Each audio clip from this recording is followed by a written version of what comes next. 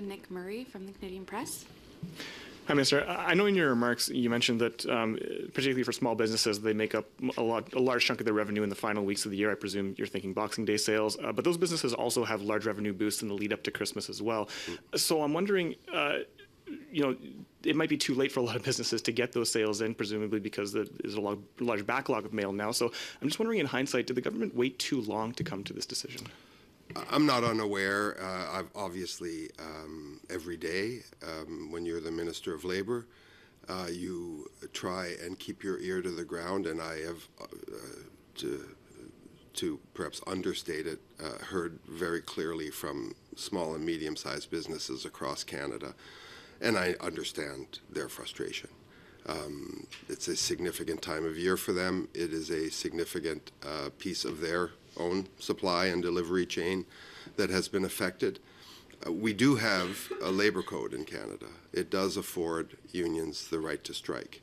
They, and they alone, selected the timing of this, they, meaning the parties, so because there's a strike and a lockout in effect. It also must be underscored. And these parties have not reached an agreement on their own for a long, long time. I wanted to give them every possibility of doing that. We devoted every bit of mediation and other resources that we could. I myself have had direct discussions with these parties on many occasions. We wanted to reach a sustainable agreement between these parties, but obviously this week, in fact, as I said in my remarks, the talks took a turn for the worse. So I understand. I have an extreme amount of sympathy for those who have had disruptions to their business and other affairs. Many Canadians have been affected by this work stoppage, and I have acted today to make sure that those effects are attenuated. Just to dive into that a little bit more, you talk about the mediator saying that the negotiations were going in the wrong direction, which is different language than we've heard in the past as far as the talks going nowhere. Can you elaborate a little bit more as far as what that wrong direction was, and particularly what tipped the needle for you to come to this decision at this point? Well, I'm not at the table, so I can't comment on, nor is it my role to comment on this respective offers and informal discussions at the table. But suffice to say that positions appeared to have hardened, and it became very clear to me that we were in a total impasse. We'll go to Rahim Mohammed from the National Post. Minister, are you aware of any discussions either within your ministry or elsewhere in the federal government of any sort of compensation for the small and medium-sized vendors who lost 4 weeks of revenues during, as you mentioned, what for many of these vendors was a peak holiday season? The law does not envisage compensation for labor disputes. We have, there are labor disputes all over the country at many times that affect different components of the economy. Of course, those structural ones, you've seen me sitting in this very chair before, where the government and I felt we needed to act in the interests of Canadians. But I do remind people that the right to strike, the right to lock out, labor conflicts happen in a democratic and free society, and that those rights are fundamental, and it's part of who we are, and it's part of our DNA.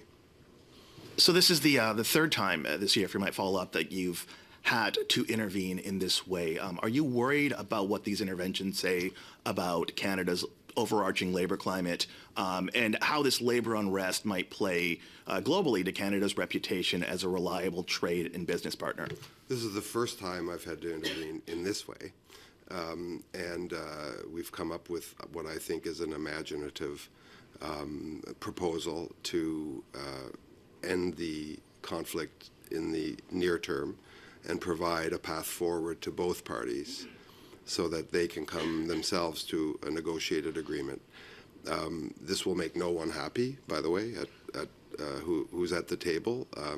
But as Labour Minister, my job is to work for, my bosses are Canadians, and Canadians particularly who are suffering unduly from this dispute. With respect to this question that I get quite often, I would invite those who think strikes are abnormal to look around the world, to the UK, to France, to the United States, where significant and major labor disputes have and are ongoing.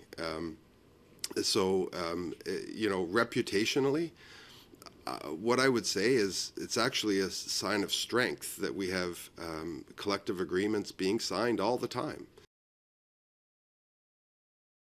We're here talking about those who don't get signed or get signed with great difficulty, and that's when I have press conferences.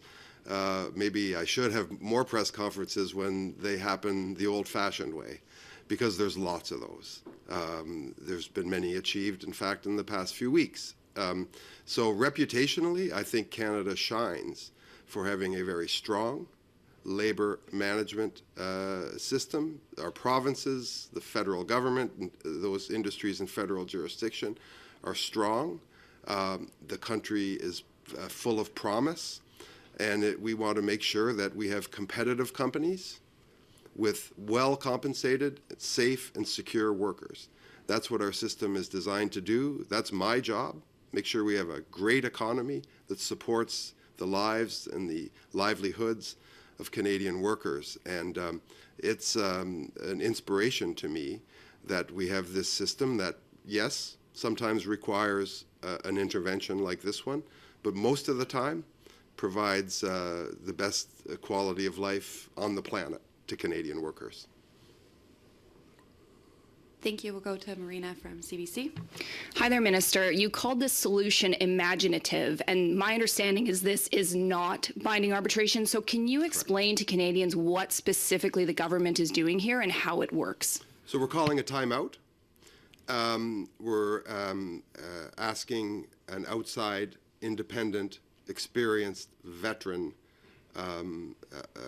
arbitrator and now commissioner to examine the structure of Canada Post, examine its collective agreement, examine its arrangements with its employees and its business plans, and come forward with some proposals on the way forward, hopefully proposals after he speaks with the parties, that they can find some reflection of their aspirations within. And so that's why it's imaginative. We don't do this every day.